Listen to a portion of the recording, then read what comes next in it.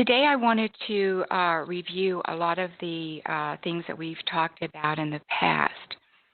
And I'm going to share with you the 7 tools that assist our evolution from conditioned beings into our true consciousness. It's a way of living free of false beliefs created by our conditioning and programming, free to discover your true self, and free to experience and express the incredible being that you are. The old ways are no longer working, and change is our only constant. Without knowledge and understanding, fear reigns. So, becoming conscious is all about learning to shift the crystal of perception and watching your life change before your eyes. Our new reality is a conscious one. We are evolving. And the more you pretend and ignore what isn't working for you anymore, the greater the difficulty you will experience. By design, we have lived lifetimes in fear and darkness, unknowing the truth of who we really are, and that time has come to an end. We are on the threshold between what has been and what will be. And at this moment, really neither exists. We're kind of in the threshold, walking between worlds. Freedom is scary. We so know how to live in bondage as slaves and how to give other people authority and power over us, how to live our lives the way others think we should. And we are most expert at being a victim, believing that is the only way to get our needs met. Well, why wouldn't we feel that way?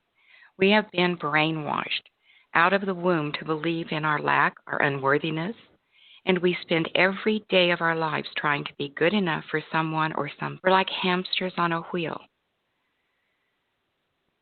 because you can't change behavior from the same consciousness that created it. When the foundation you build your beliefs on is flawed or a downright lie, everything that stems from it is invalid. It's like we have built our consciousness over a sinkhole. In the beginning, it seems solid and that all is well, but after a while, we discover that our foundation was an illusion and our lives are beginning to fall apart. The biggest disconnect we experience is the mind-body connection. What we think and believe, whether we're aware of it or not, directly affects our physical health. The body only manifests the imbalances through accident, injury, illness, disease, or unusual behavior that originate from the false beliefs. And when the beliefs are changed, the body heals. As we've talked, false beliefs trigger the survival mechanism. It's also known as the fight or flight syndrome. Hate and anger represent fight, where fear and resentment represent flight or running.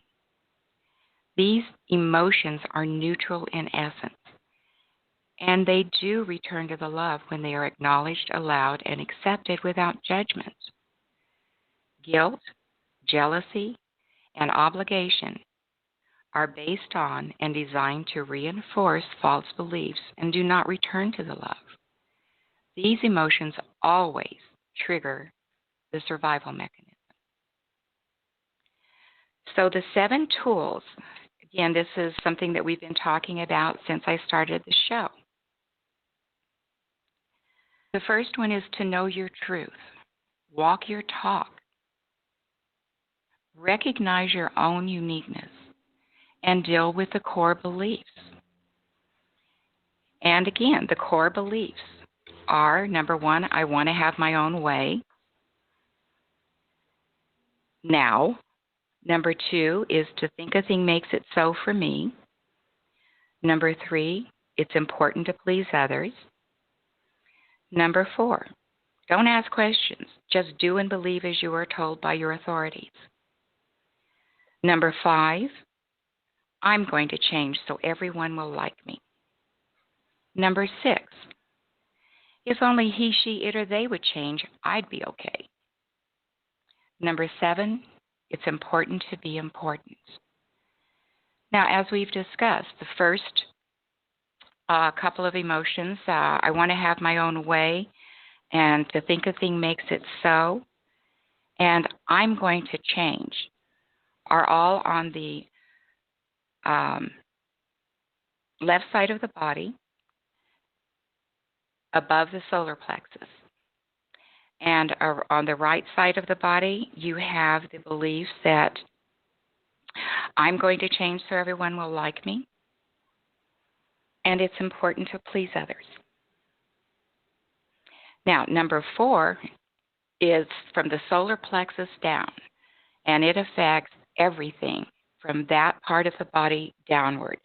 Your stomach, your hips, your lower back, your legs, your feet, all of those areas fall into the area of don't ask questions, just do and believe as you are told by authority. Now, the trickiest one of all of these is number 7. It's important to be important. This one isn't assigned to any specific part of the body because that false belief can affect any part of the body. It deals with all of the emotions, all of the needs. So it's real important, again, for you to learn what the core beliefs are. Whatever pushes your button is a false belief because buttons are only attached to false beliefs. And as long as you're holding false beliefs, you cannot set boundaries for your personal space, for your own highest good. Because the minute that you defend a false belief, but you support your truth, and through setting the boundaries, that is supporting the truth of who you are. But when you're functioning from a false belief, which again is not going to be in your face a lot of the time, but as you become more and more conscious of what we're talking about and what these beliefs, how these beliefs manifest in your body and in your life, it becomes easier and easier to recognize them quicker and quicker. So you will never, ever be able to sit down, put your hand on your chin and say, what are my false beliefs? It will never come to you that way. They are scattered throughout this magnificent forest of your belief system. And there are a few trees that are just ready to be removed. Most of the trees in our forest are beautiful, healthy, magnificent, and of numerous varieties. But the ones that are dying or dead, gnarly or taking up space, they're choking out the rest of it. These are the ones that when you get your button pushed, you're going to be transported, in a sense, to stand right in front of the tree that needs to be removed.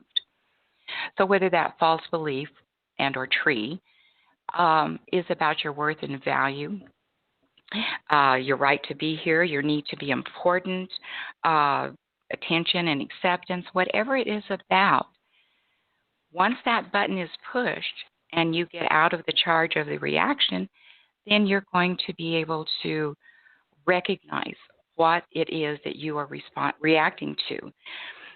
And once you become aware of it, you can keep it. That's your choice. You can change it, you can remove it, or you can simply replace it with your truth. And you're the only one who knows which is the right way for you. Sometimes what makes a belief false is just a simple word or a phrase within the description of that belief.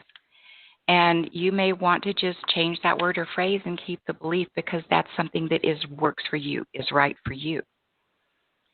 So you have to know your truth and then be able to walk your talk. Because if you don't, others will do it for you. We send out so many unspoken signals and communication that we don't pay attention to. It's so automatic, but yet we respond and react to it constantly. Somebody's in a bad mood. Somebody's not feeling good. Somebody is angry or upset. The minute that you are in that person's energy, whether you're walking into a room or standing beside them, you will literally feel the energy that they are projecting. And you're going to say, are you feeling okay? Are you upset about something? Now, if this person has never said a word, how do you know to ask those questions? Simply because you have read their energy. We are really experts at reading energy. We just don't know it. We've never been taught it. It's never come to our consciousness so that we can be aware of it and start developing it and honing the skill, paying attention. The second tool is keep your power and meet your own needs. I cannot emphasize this too much. Meeting your own needs is absolutely vital for your highest and greatest good, for your health, for your happiness, for experiencing your life in a positive, wonderful, and loving way. If you need acceptance, if you need attention, if you need to be important, if you need comfort, if you need a hug, it is your job to meet that need for yourself. And that does not mean trying to get somebody else to do it for you. It is so much better when you're just honest about what's going on in your world. Wow, I need some attention today. How can I make that happen? How can I give myself attention? What is it that I need to do for me to feel better, to be happy, to be aware? And the other one is to be consciously aware of the fears. Now remember, there are only 3 core fears. And of those 3 fears, each person will only react from 2 of them. The first one is surrender and trust. The second one, I just went out of my head. The third one is worth and value, surrender and trust, and separation and abandonment. Okay, so let me say that again. The first one is separation and abandonment. The second one is surrender and trust. And the third one is worth and value. These are the things, all of the fears that you feel will fall into one of these two categories that you respond to. And as you begin to become more and more aware of what's pushing your button and what the outcome of that is, you're able to take control. And you take control by acknowledging, allowing, and accepting. It's the same way that you release the charge of an emotion. The third tool is to use conscious communication. We really have to start paying attention to the power of words and to the way that we verbalize. The words that we use synonymously that are not, like selfish and greedy. We're always telling our kids not to be selfish, or admonishing others, friends, family, relatives, whenever they feel that we're being selfish. Well, the reality is that we are supposed to be selfish. The word that they are misusing is greedy. It doesn't serve anybody to be greedy, but it serves everyone to be selfish, because when you meet your own needs, when you take care of you, then you have the ability to take care of others. And that is just one of the most important things that you can do. Listen to to the words you use, the way that you use them, and start talking or looking at the difference between the meaning of the word versus the definition of the word. The definition of the word can be found in the dictionary, but the meaning of the word is found in life. And there are so many different interpretations. And one of the examples that I used previously is that if you have 2 people who come together in this life, they find their mate, and they fall deeply in love, and everything is just wonderful. But one person was raised in a very nurturing and loving home, where the other one was raised in a very abusive, unloving, and destructive environment. But both were told as children that I'm only doing this because I love you. So the child who grows up in the loving environment understands love very, very differently than the child who grows up in the negative environment. So person who's always gotten yelled at or hit or punished and then told in the second breath that this is because I love you, they're going to use those expressions on their mate. They're going to not feel loved if they're not getting back the criticism and the condemnation and the judgments that they're used to receiving all of their life. Excuse me. That is normal for them. They haven't got a clue what unconditional love feels like. So when it stares them in the face, they don't recognize it. Of course, in the beginning, whenever the relationship is brand new, it's all about the feeling and the emotions and that honeymoon phase, so to speak. But once the dust settles, in a sense, then you start interacting and living with the other person, or being with them in a closer way. And as you do that, the way that you experience and express with each other is directly related to your definition and your experience of love. These two people will have to come together and define love for them, which is going to be different from what they previously held the belief that it was. So the meaning of the word versus the definition of the word is so very different and really needs to be consciously looked at. Be consciously aware of the words that you use and of the way that you use them. Other words that have a different meaning than the definition is marriage. You know, you look at the definition of marriage, the union of two people in a legal way, versus the meaning of it, and the meaning of it is going to be as diverse as the people are who are describing it. So be very, very conscious. And this also includes the statements like, don't forget to do this, when in truth, the statement should be, remember to do this. Because every time you use the not or the no, your subconscious mind doesn't hear it. So in essence, what's happening is that whatever you're saying, using the word no or not, you are actually drawing into your life. You have to state it differently. You cannot say not and expect the universe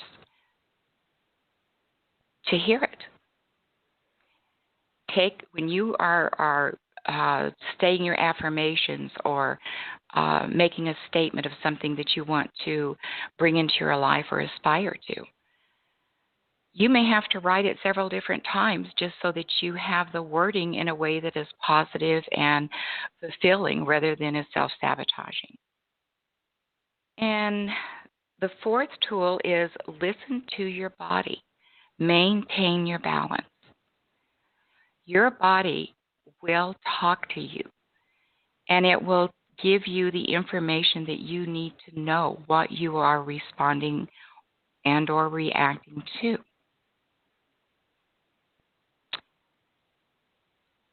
As we've talked before, this is the fight or flight system in action. When you get a button pushed and you respond out of anger, your body releases the adrenaline automatically. You have no control over that. Your body will release the adrenaline according to the degree of threat that is perceived. Now, if you use that adrenaline, then your body goes right back into balance and everything is good. But if you don't use up that adrenaline, then it becomes held in the body. Within the first 72 hours, you will feel your body communicating with you. You will stub your toe. You will cut yourself. You will suddenly have a headache. You'll suddenly get a pain in your back. There will be numerous indications from your body that something is out of balance. And most of the time, it's going to be because something slipped by when we were focused or paying attention to something else. When you're watching a movie and the camera has you focused on the actor, there is still a lot of stuff going on in the background. And in fact, a lot of the stuff going on in the background is a very integral part of the movie. But because you're focused on the actor, you're paying more attention to what is being said or what they're doing and not paying attention that are going on in the background. That's why a lot of people like to watch a movie twice, is because they do pick up the things that they missed the first time. And this is what your body is trying to do for you, is to let you know that something slipped by, something that you needed to be aware of got past you while you were focused on something else. And very simply, all you do is just go back and look. Okay, if I cut my finger, which hand? If it's on the right side, that means that there's resentment. Depending on which finger it is, it's going to tell you what the resentment is about. Your body is a roadmap to your higher consciousness, and it will give you the tools and give you the information that you need to be able to I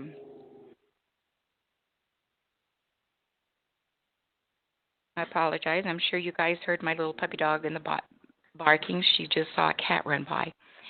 Anyway, these tools your body will show you where you need to look to find the imbalance, to find out what's keeping you from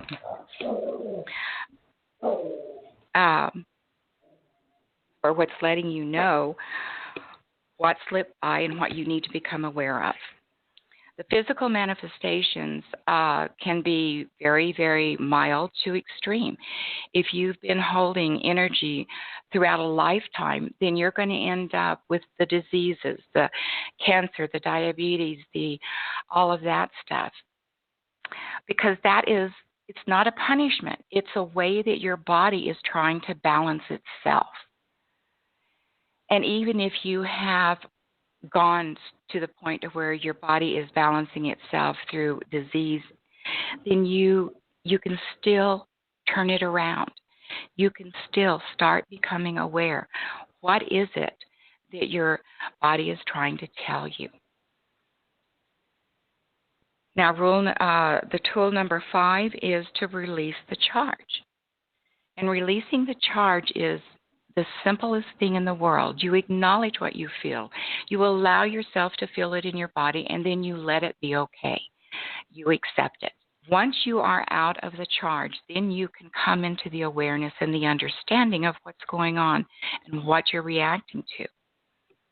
But if you don't get out of the charge, all you will do is just keep spinning and spinning and spinning, and it'll just create this vicious cycle that you'll keep drawing to you things that will help you become aware of this imbalance so that you can know what to do about it.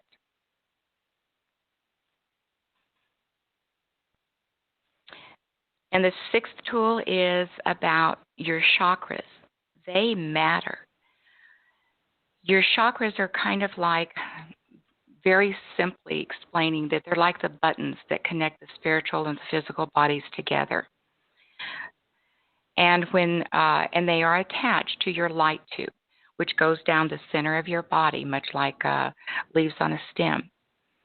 Each of your chakras has a front and a back. The front is the feeling center, the will center. Now, if your chakras are damaged in any way, whichever one is damaged, the area that chakra controls, influences, rules, however you want to say it, is the area that you want to look in. For example, you could have your second chakra, which is the orange one, and it's located about an inch below your belly button. And when this chakra is working, everything is fine. You're creative. You're in you're balanced. You're drawing the energy in from the universal energy field.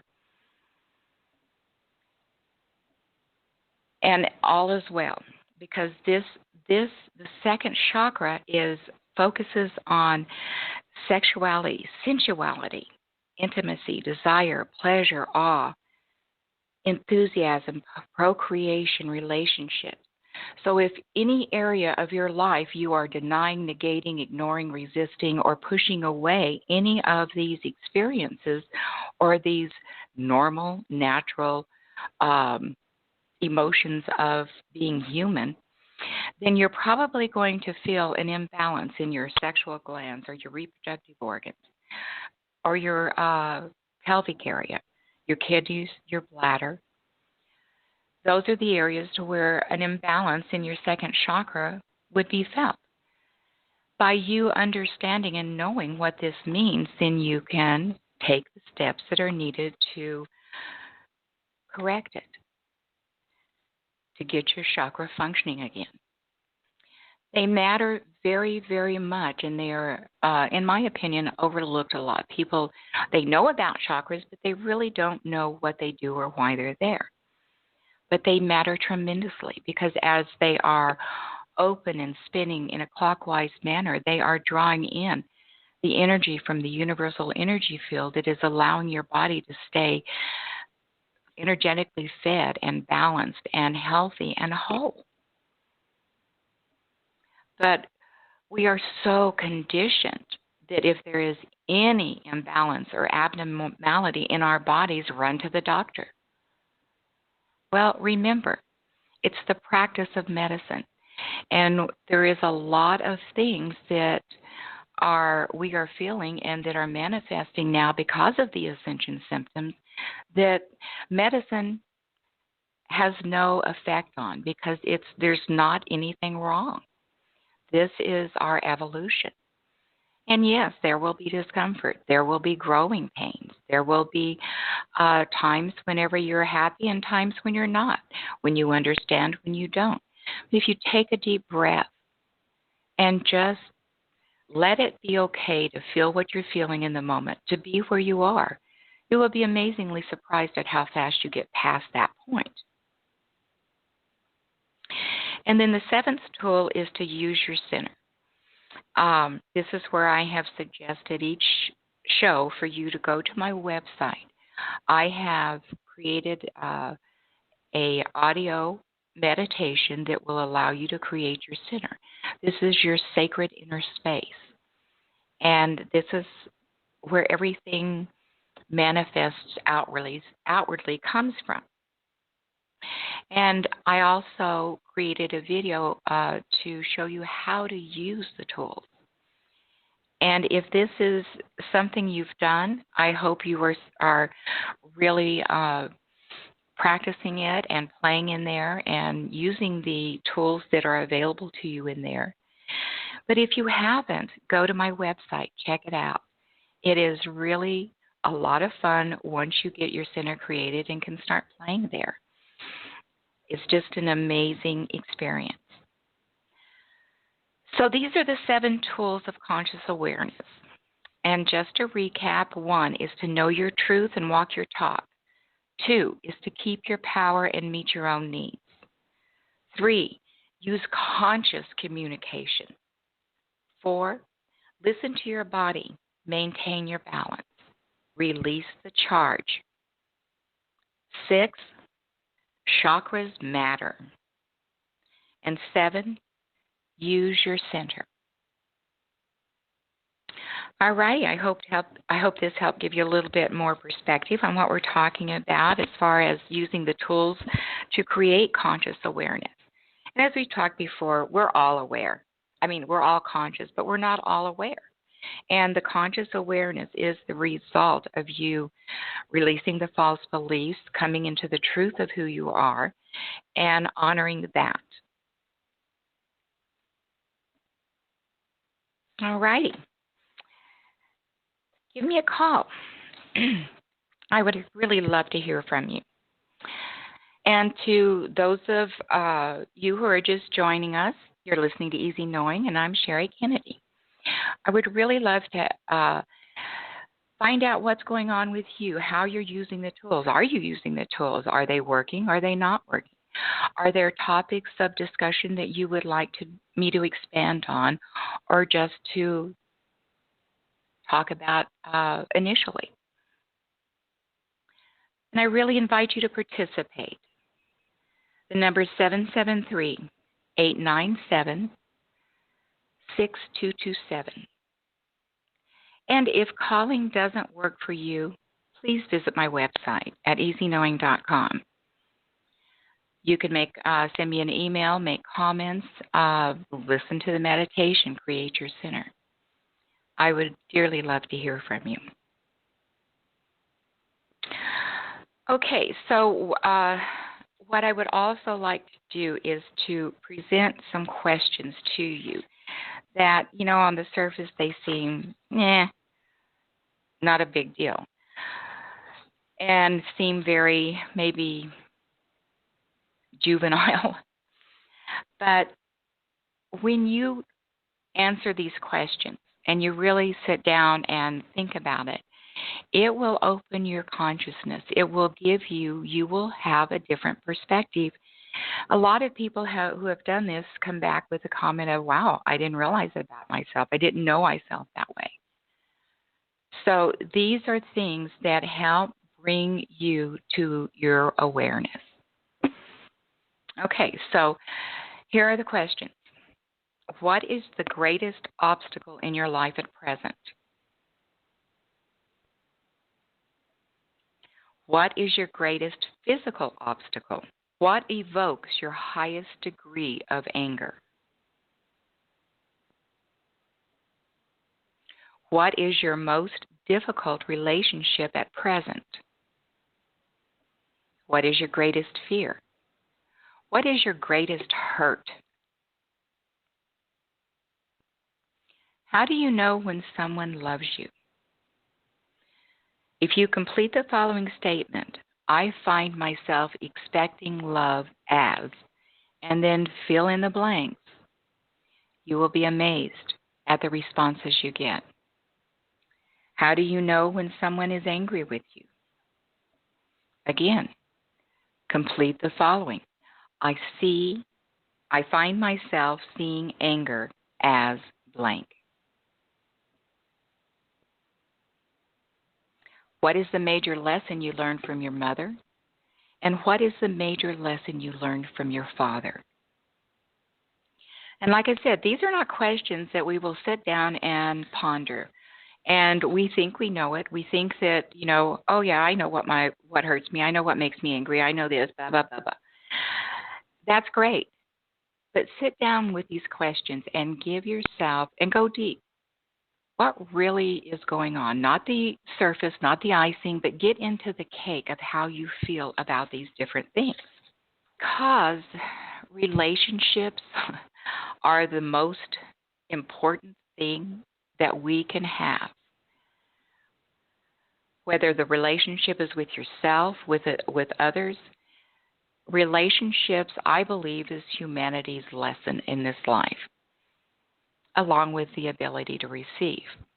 And they don't necessarily stand alone, because, again, if you're holding the belief that you're unacceptable, you're unworthy, you're ugly, you're fat, you're judging yourself so harshly, how can you be in your truth about this? You can't see it. So this is another exercise for you to do. Write down the relationship, whether it's mother, daughter, husband, wife, sister, brother, blah, blah, blah. And then answer the following. I see the relationship as,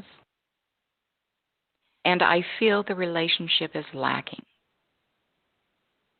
And as you start writing down these opinions and beliefs that you have, you will begin to see that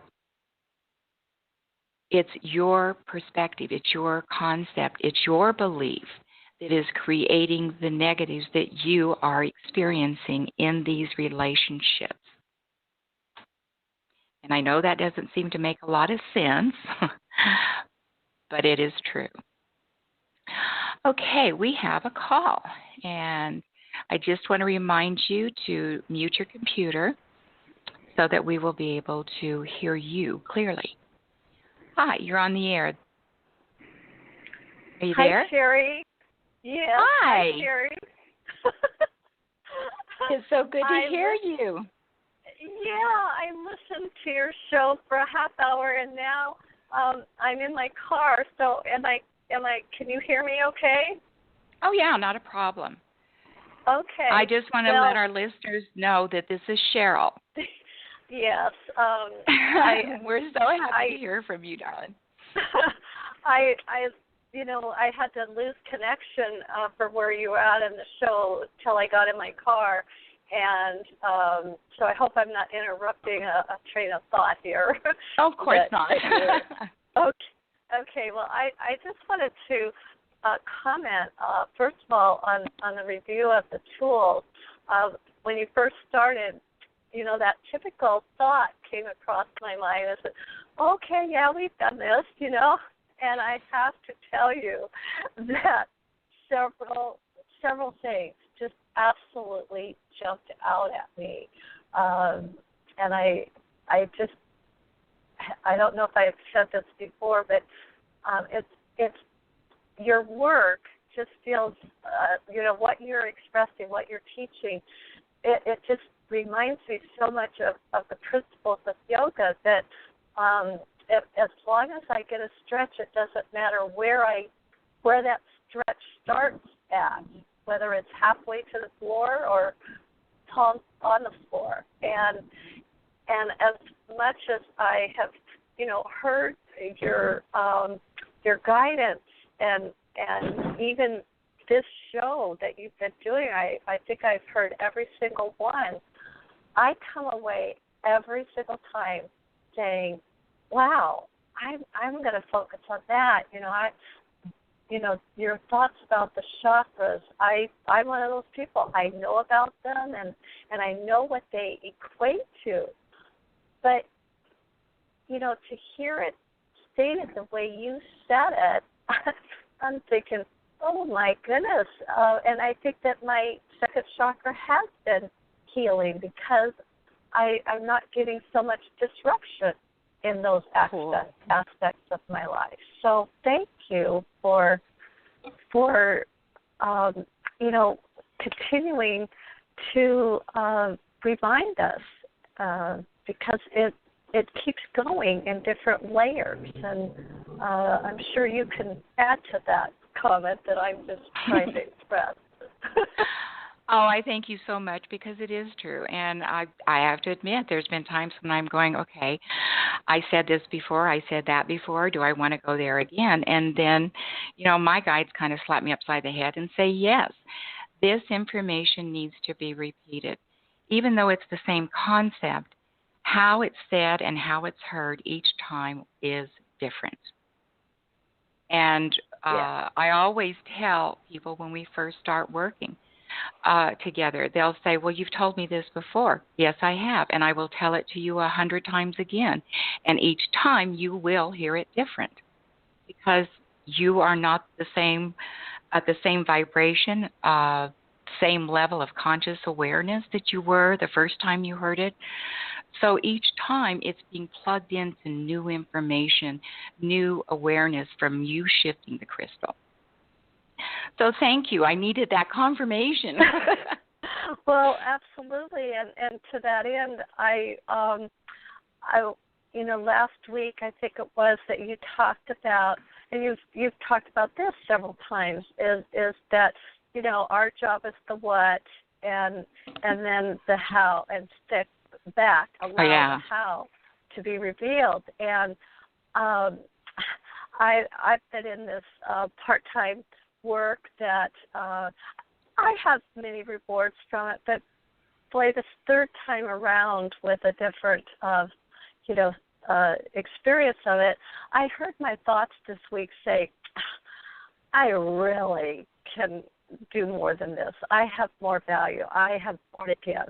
And it wasn't being that I was appreciative of the, opportunity, because I certainly am. But what I appreciated more was that I was aggravated, that I was annoyed, that I wasn't saying, yeah, well, this works. I mean, it fits into my time schedule, and so what if I'm not really that happy with it? It fits the bill, and I loved that, because what it pushed me to do was say, okay, the experience, the job is what it is, so it's your job to say, all right, then what?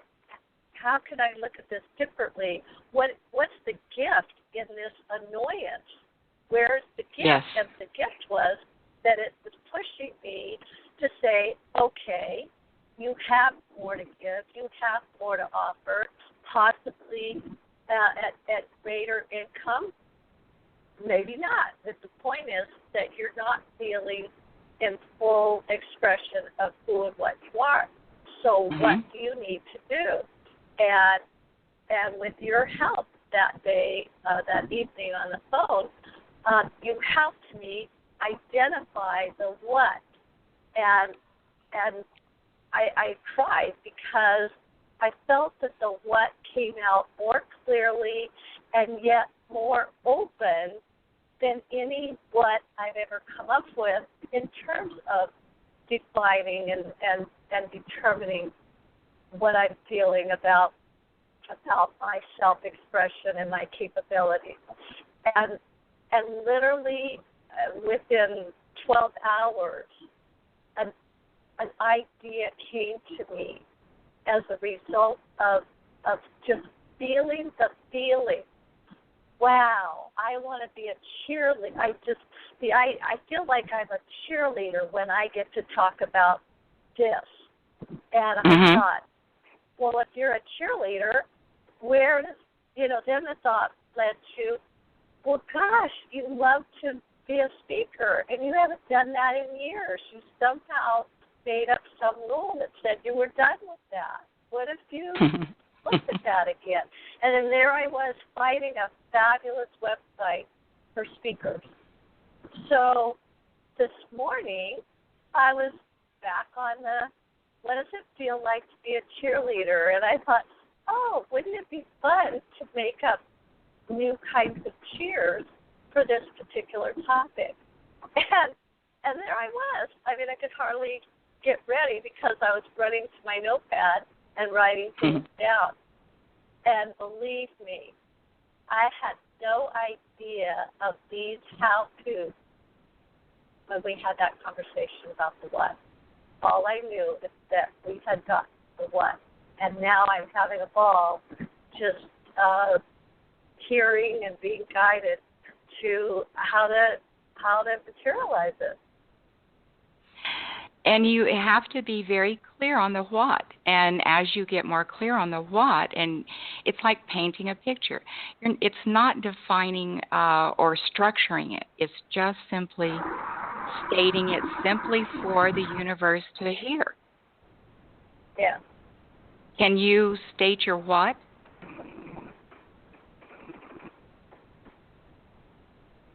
Would you be willing to share that with us? Oh, I'm still listening, and obviously I am concentrating on my driving.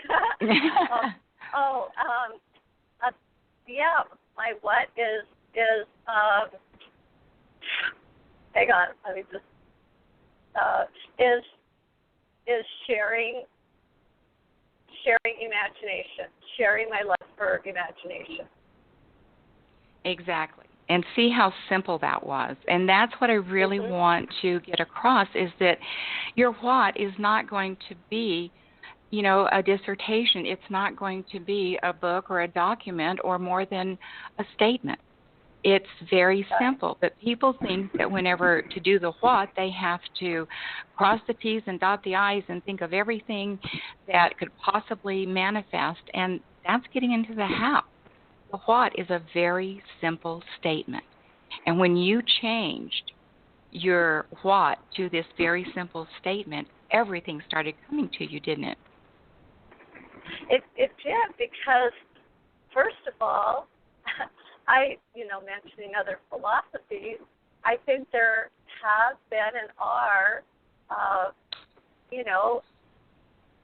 philosophies that in the process of visioning, in the process of the what.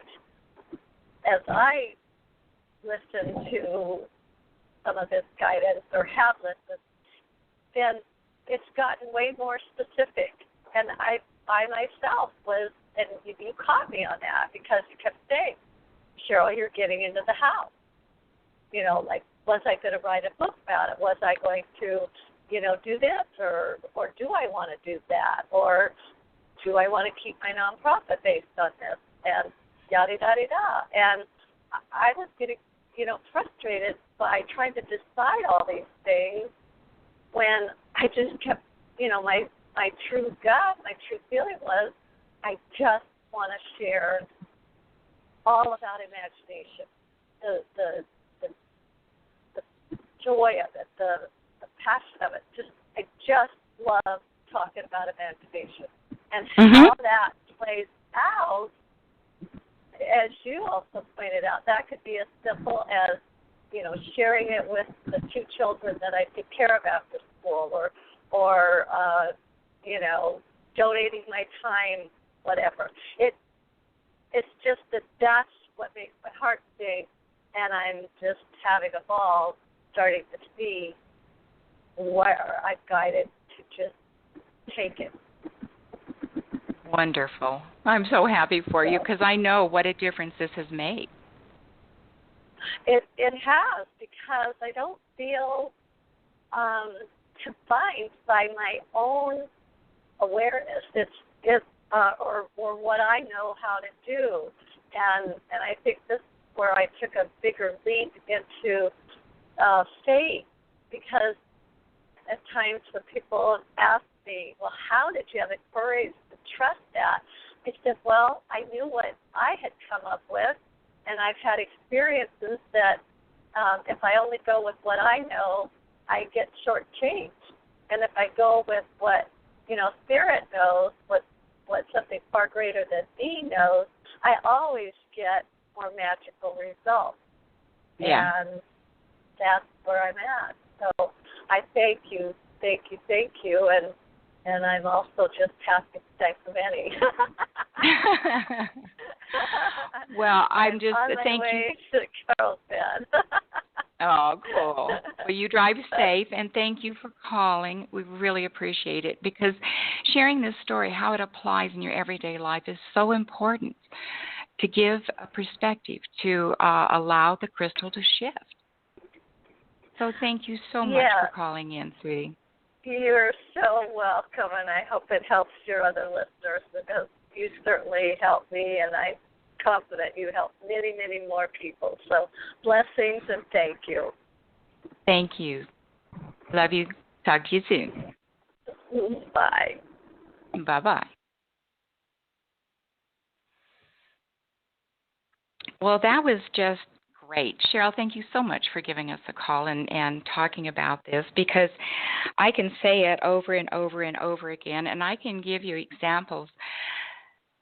But when you hear it from someone who has actually done it, right now in this moment, it can give you a different perspective. Well, if they can do it, I can do it. It's all about shifting the crystal. That is your perspective.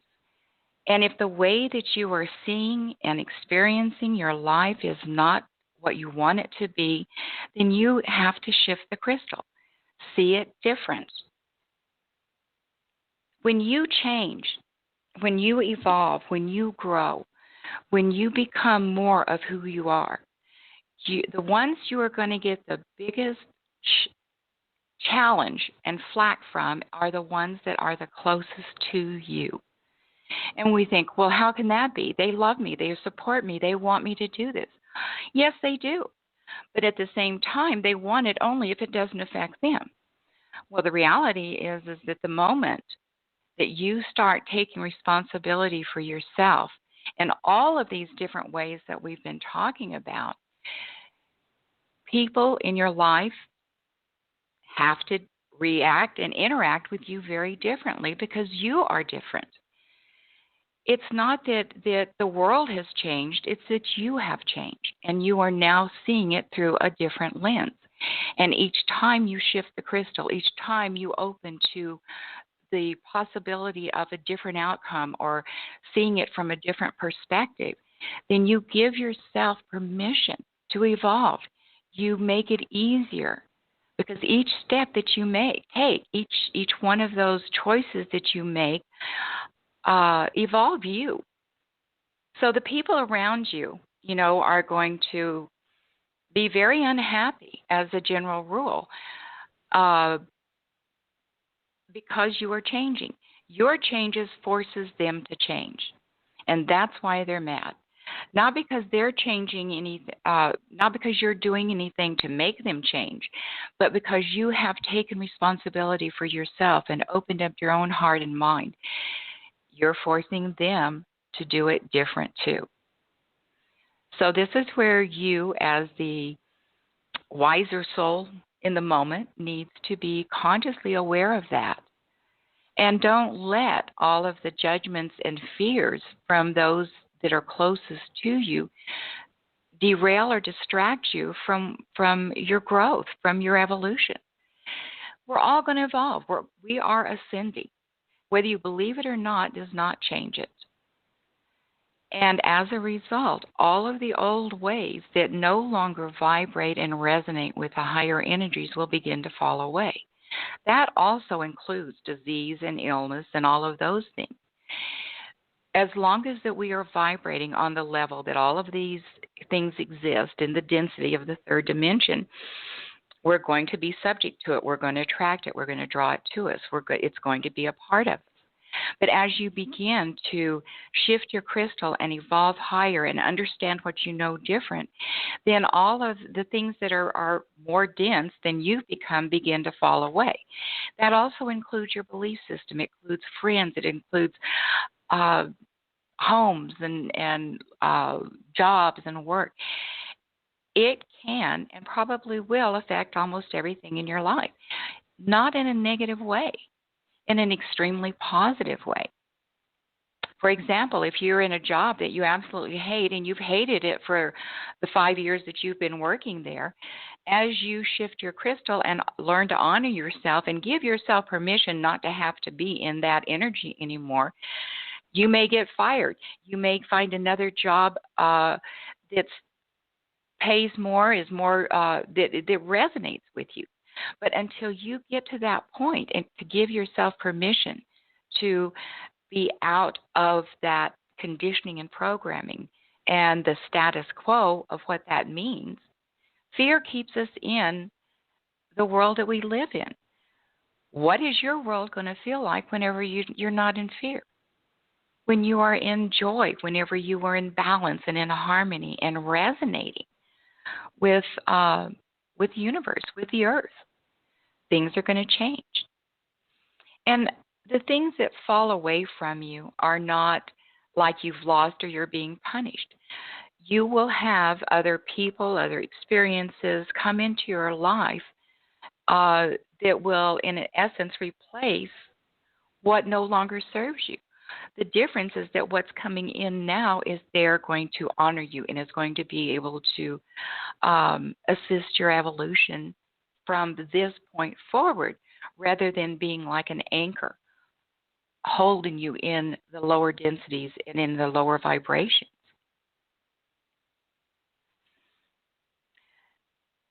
All righty.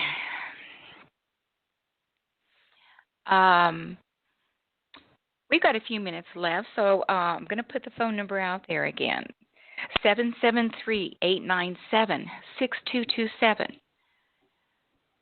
If you get a chance and you feel so inclined, pick up the phone, give me a call. Share an experience, share a story.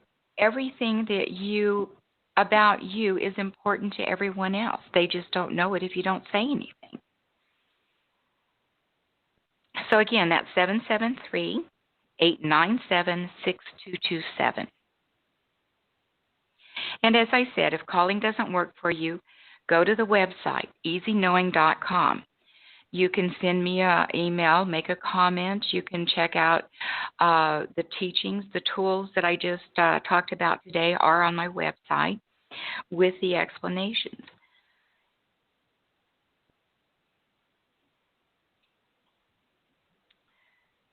So again, all about you choosing to be the best you can be. And you're going to know that. If you are happy and joyful and your life is full of people who are healthy and happy with you, then keep doing what you're doing. But if you're not, this is a way to do it different. This can give you a starting point. Know yourself. Answer these questions that I laid out for you. They are extremely valid, and they will open your perspective. They will give you another way or more information to look at. Because all relationships matter. They are all important. Even the one of strangers passing on the street that you suddenly have a connection with.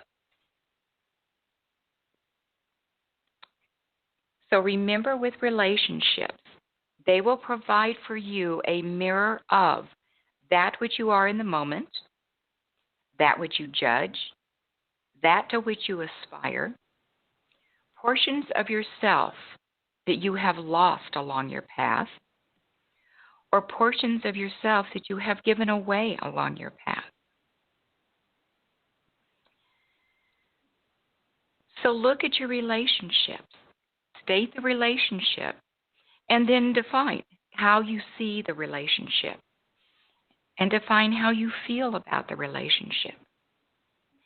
And take this step with every relationship that matters to you. It will reveal important information that's to your highest and greatest good. This is all about you, about knowing you.